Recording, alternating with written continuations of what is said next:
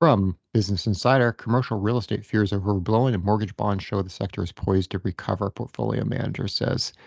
Good article with some insight that you're not always seeing on some of the doom and gloom real estate articles we've seen as a bit of clickbait lately by the media. This article comes on the heel of Federal Reserve Chairman Jerome Powell talking about how he believes the commercial real estate debt presents manageable issues for the banking system, and also pointing out that really where the risk, as he sees it, as Fed share, is concentrated on some office supply and really kind of an issue of some banks having overexposure to that, particularly some medium and smaller sized banks. And this is kind of in line with comments about not really seeing a systemic risk type issue here or a 2008 type issue here. But going to the Business Insider article and the portfolio manager comments that were of interest to us. Um, Quote, if we are at the peak of interest rates and if the Fed pivot happens, that will be tremendously beneficial for the commercial real estate market. Even a marginal reduction of interest rates should be a tremendous help in lifting sentiment. I think that the gloomy sentiment around the CRE market is a little overdone. That's Tracy Chan, portfolio manager over at Brandywine Global.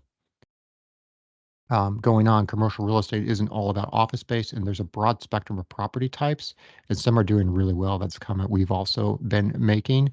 She goes on to say suburban offices are doing well, so are Class A buildings, which are in short supply, and buildings built after 2010 have been in demand. Chen also said there are silver linings in the market for commercial mortgage-backed securities, which are bonds backed by bundles of loans and commercial properties. Only 10% of all commercial mortgages end up being packaged in private label CMBS, but because investors demand a high level of transparency, much of the worst news facing the sector has been priced in. The bonds have staged a strong rally on the heels of a Fed pause and rate hikes, Chen said. Quote, I take that as a signal of a potential turn in the CMBS market in terms of the market sentiment. I would say this is probably a forerunner to the commercial real estate market recovery. The article finishes, still investors have appeared jittery of late, and some banks exposed to the property sector, like New York Community Bank Corp, have seen their share price buckle under the stress. Shares of the bank plummeted 26% on Friday after reporting material weakness in how it reviews loans.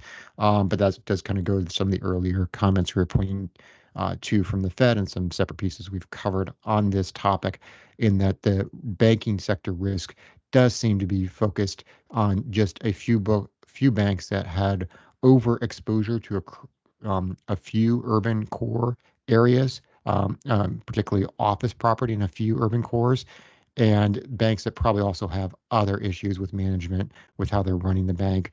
And we just would not that I would necessarily agree with the Fed most of the time, but on this issue, I think there's some reason to have some agreement with them that a lot of the media is maybe exaggerating these concerns as far as being a systemic risk to the financial system, because it does seem pretty focused on just a few smaller and medium-sized banks. Hope you appreciated this article. Give us a click up if you liked it, and subscribe if you have not already.